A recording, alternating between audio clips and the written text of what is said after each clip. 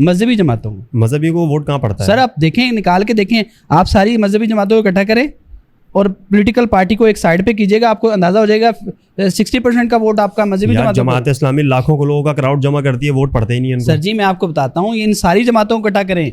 ये मैं किसी एक मखसूस जमात की बात नहीं कर रहा कि जमात इस्लामी है या TLP है या एक आजकल मरकजी मुस्लिम लीग आई हुई है जी। या एक वो है जमीयत उलमा इस्लाम है, 4-5-6 जमातें हैं, इन सब का वोट इकट्ठा करेंगे ना भाईजान, तो ये 60% 70% वोट बनता है। जी, अभी 2018 के इलेक्शन में मौलाना फजलुर रहमान साहब ने किताब के ऊपर जो है ना वो सारी जमातों को जमा करके इलेक्शन लड़े, कितनी सीटें मिली उनको? सारी मजहबी जमातों को इकट्ठा किया उन्होंने। मैं फिर कहता हूँ पिछले इलेक्शन में TLP दूसरे नंबर पर थी वोटों के, सबसे ज्यादा वोट लेने वाली जमात।